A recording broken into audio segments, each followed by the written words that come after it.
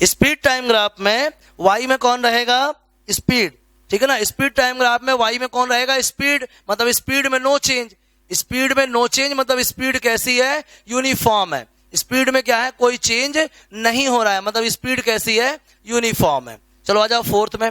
What is the quantity which is measured by the area occupied below the VT graph? VT graph का area क्या बताता है? Displacement. VT graph का area, किसी का भी एरिया क्या बताएगा? Product of the axis. VT graph में velocity axis into time axis. अब आप बताओ वेलोसिटी और टाइम का प्रोडक्ट क्या कहलाता है? डिस्प्लेसमेंट। तो क्या बताएगा? डिस्प्लेसमेंट। समझ में आ गया? ये थी भाई ग्राफ की कहानी। अब आती है इक्वेशंस ऑफ मोशन। क्या आती हैं? इक्वेशंस ऑफ मोशन, ठीक है ना। चलिए आगे देखिए। इक्वेशन ऑफ मोशन क्या है भाई माजरा, समझो।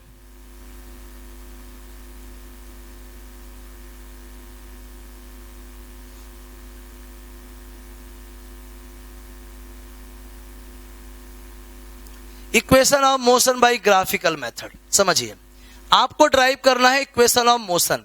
3 इक्वेशन होती हैं, मैंने उनका नाम रखा है। पहले का नाम रखा है मैंने एक्सेलरेशन, पहले भी बता चुका हूं मैं।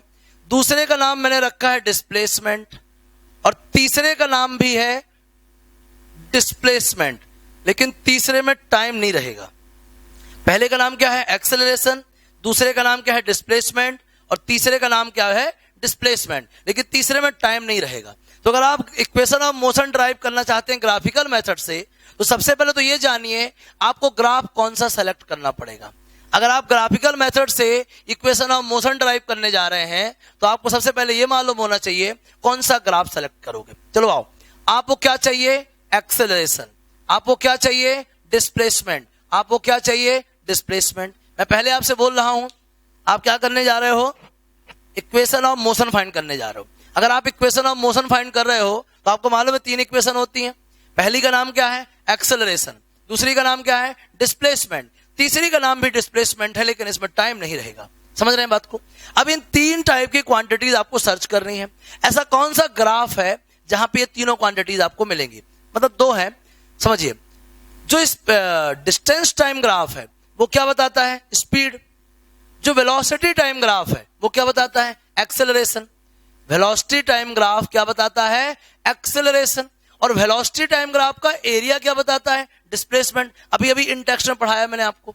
वेलोसिटी टाइम ग्राफ का स्लोप क्या बताता है? एक्सेलरेशन। और वेलोसिटी टाइम ग्राफ का एरिया क्या बताता है? डिस्प्लेसमेंट। मतलब हमको एक्सेलरेशन और डिस्प्लेसमेंट फाइंड करना है, तो हम किस ग्राफ का सिलेक्शन करेंगे? वेलोसिटी टाइम ग्राफ का सिलेक्शन करेंगे। किसका सिलेक्शन करेंगे? वेलोसिटी टाइम ग्राफ का। चलिए देखते हैं इसमें क्या लिखा है, समझिए बात को। Equation of motion by the graphical method. When an object moves along the straight line with uniform acceleration, it is possible to relate its velocity, acceleration during motion and the distance covered by it in a certain time. समझ गए आप? When an object moves along a straight line with uniform acceleration, समझना, it is possible to relate its velocity, acceleration, distance and क्या? Time. It is possible to relate, जब भी कोई object accelerated motion करता है, जब भी कोई ऑब्जेक्ट एक्सेलरेटेड मोशन करता है, तो it is possible to relate its velocity, acceleration and distance and क्या? टाइम। इन 4 चीजों को रिलेट कर सकते हैं, और इन्हीं चारों चीजों के रिलेशन को हम क्या बोलते हैं? Equations of motion. पहले भी मैं डिस्कस कर चुका हूं, इसलिए बार बार रिमाइंड करा रहा हूं। क्या बोलते हैं? Equations of motion. किनको बोलते हैं equation of motion? The relationship between the acceleration, velocity, distance and time. ठीक है ना? आगे समझो। Covered by it in a certain time interval by a set of equations known as the equation of motion. बोला ना भाई? For convenience, a set of 3 such equations are given below. V is equals to u plus at, first equation. S equal ut plus half of at square, second equation. And 2as is equals to v square minus u square, third equation. Where u is the initial velocity of the object which moves with uniform acceleration a for this time t. V is the final velocity and s is the time. Equation describes the velocity time relation and equation represents the position time relation, which represents the relation between the position and the velocity can be obtained from by eliminating these three equations can be derived by the graphical method. Equation of motion for velocity time relation. ठीक है ना, समझिएगा कि velocity time relation किसमें है, पहले वाले में मतलब एक्सेलरेशन, दूसरे में क्या है, डिस्टेंस टाइम रिलेशन है, मतलब कौन सा वाला, velocity time graph accelerated motion के लिए है, और तीसरा क्या है, पोजीशन एक्सेलरेशन रिलेशन या पोजीशन वेलोसिटी रिलेशन, वो भी किससे आएगा, आपका वेलोसिटी टाइम ग्राफ से आएगा. समझिएगा, ये बनाया हुआ है क्या, वेलोसिटी टाइम ग्राफ. क्या बनाया, वेलोसिटी टाइम ग्राफ. ये क्या है, इसका टाइम है, और ये क्या है, वेलोसिटी. ये क्या है, स्लोप. स्लोप क्या शो करता है, एक्सेलरेशन. चलिए आगे देखिए, मैं आपको ग्राफिकल मेथड से इक्वेशन बता चुका हूं, आगे समझिएगा. So in the figure 8.8 similar to the figure 8.6 but now with u does not equal to 0. चलिए ध्यान दीजिए, इसमें नोटिस करने वाली चीज क्या है कि ये भी वेलोसिटी टाइम ग्राफ है, इसका ऑब्जेक्ट ओरिजिन से स्टार्ट नहीं हो रहा है, इसका ग्राफ ओरिजिन से स्टार्ट नहीं हो रहा है, इसकी मोशन ओरिजिन से स्टार्ट नहीं हो रही है, मतलब इसमें कुछ ना कुछ वेलोसिटी पहले से थी और अब वेलोसिटी चेंज हो गई है. मतलब कैसी मोशन है ये, यूनिफॉर्म एक्सेलरेटेड मोशन. कैसी मोशन है, यूनिफॉर्म एक्सेलरेटेड मोशन. दूसरा, इसकी यूनिफॉर्म वेलोसिटी 0 नहीं है, कुछ ना कुछ है, इतनी है. आगे समझो, आगे देखिए. From this graph, you can see that initial velocity of the object is u and then it increases to v. In time t, the velocity changes at a uniform rate a. V are drawn from point B on the time and the velocity axis respectively, so that the initial velocity is represented by the OA, the final velocity is represented by the BC, and the time interval t is represented by the OC. BD barabar BC minus CD represents the change in velocity in time interval t. Let us draw AD parallel to OC from the graph. We observe that BC equal to BD plus DC equal to BD plus OA. BC equal V, OA equal U, V is equals to BD plus U, मतलब BD equal to V minus U. From the velocity time graph, the acceleration of the object is given by change in velocity upon time. Change in velocity कितना है, BD है, time कितना है, OC है. Substituting OC equal to T, we get BD upon क्या, T. BD equal to AT using equation V is equals to क्या, AU plus AT. ये मैं पहले भी आपको ग्राफिकल मेथड से डराइव कर चुका हूं, मैं आपको ग्राफ में दिखाने वाला था. एनसीईआरटी में इसके बारे में क्या नया लिखा है. चलिए, इस तरीके से तीनों इक्वेशन आप डराइव कर लेंगे, ठीक है ना. इसके जितने भी एग्जांपल हैं घर से बना के लाना है, जितने भी एग्जांपल हैं आपके इक्वेशन ऑफ मोशन के सभी आपको घर से बना के लाना है, ठीक है. क्योंकि इसमें इक्वेशन ऑफ मोशन में कोई नया टर्म, कोई नया वर्ड, कोई स्पेशल बात नहीं लिखी है, सब कुछ वही लिखा है जो मैं आपको ऑलरेडी पढ़ा चुका हूं. अब आते हैं अपन इन टेक्स्ट प्रॉब्लम में. These are the much important problem than other.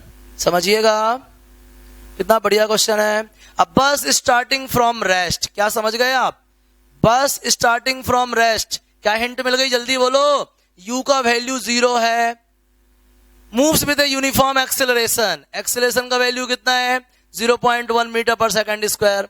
For 2 minutes, time कितना दिया है, 120 सेकेंड्स. मैं पहले बोल चुका हूं, कन्वर्जन में पहले फोकस करना है. Find the speed, v is equals to u plus 80, 0 plus 0.1 into 120 कितना आएगा, 12 मीटर पर सेकेंड. कोई प्रॉब्लम है, बोलो. सेकेंड में का डिस्टेंस, अच्छा, s equal ut plus half of 80 square. u तो 0 है, खत्म हो जाएगा. हाफ ऑफ ये कितना है, 0.1, t कितना है, 120 square. s equal half of 0.1. 120 का सर कितना होगा भैया, 14400. डेसिमल से कर दो सॉल्व. 1440 अपॉन 2 720. कितना है डिस्टेंस भैया, 720 मीटर. डिस्टेंस कितनी आ गई बोलो, 720 मीटर. और वेलोसिटी कितनी आ गई, 12 मीटर पर सेकेंड. आया समझ में किसी को, बन जाएगा, बोलो. ये इन टेक्स्ट क्वेश्चन बन जाएगा पक्का. चलो नेक्स्ट देखो, छाप लो, छापना हो तो. ऐसे निकालते हैं वेलोसिटी, ऐसे निकालते हैं डिस्टेंस. पहले वाला इक्वेशन क्या है, उस देखिए ध्यान रखना, जब भी आपको सॉल्व करना हो ना, इक्वेशन का सिलेक्शन कैसे करेंगे. 4 क्वांटिटी रहती हैं, जिसमें से 3 गिवन रहेंगी, एक मिस कर देगा, या फिर जो भी हो, चारों के बीच में रिलेशन है. जिन 4 के बीच में रिलेशन होगा उन्हीं के हिसाब से इक्वेशन सेलेक्ट कर लेना, ठीक है ना. जिन 4 के बीच में इक्वेशन होगा उन्हीं के हिसाब से इक्वेशन सेलेक्ट कर लेना। सेकंड वाला देखो, अ train is travelling at a speed 90 kilometre per hour, ये आ गया मीटर पर सेकेंड, डबल जीरो खत्म, 36 टू जा 72, 18, 36 5 जा 80, 25 आ गया, 25 मीटर पर सेकेंड, यू हो गया। फिर क्या है, ब्रेक्स आर अप्लाइड, लो ब्रेक लग गया, so as to produce the uniform acceleration, कितना आ गया बोलो, -0.5। Find how far the train will go before it is brought to rest, रुकने से पहले गाड़ी ने कितना ट्रेवल कर लिया, रुकने से पहले मतलब फाइनल वेलोसिटी 0, कितना डिस्टेंस ट्रेवल कर लिया। एस इक्वल क्या होता है बोलो, v² minus u² is equals to 2as। क्यों यार, अब आप सोचो सर आपने यही वाला क्यों लगाया, u गिवन था, v गिवन था, a गिवन था, s पूछा है, चारों हो गई, uvas। uvas किस इक्वेशन में मिलता है बताओ, थर्ड में। uvas कहां मिलता है, थर्ड में, इसीलिए थर्ड लगाई भैया, गुस्सा नहीं हो। u कितना 25, स्क्वायर कर दिया, a कितना -0.5, s पता नहीं है, -625 -0.1 into s, minus minus cut जाएगा, s कितना आ गया 6250 मीटर। गाड़ी रुकने से पहले कितना ट्रेवल कर ली, 6 किलोमीटर, 6.25 किलोमीटर, 6.25 किलोमीटर। आ गया समझ में, सरल है ना, बहुत सरल है यार, बहुत सरल। चलो होमवर्क डाल लो, इक्वेशन ऑफ मोशन तक का एनसीईआरटी एक्सरसाइज से हर क्वेश्चन, हर एग्जाम्पल, हर इन टेक्स्ट। क्या होमवर्क, मोशन चैप्टर का इक्वेशन ऑफ मोशन टॉपिक तक के एनसीईआरटी एक्सरसाइज के सारे क्वेश्चन, एग्जाम्पल के सारे क्वेश्चन,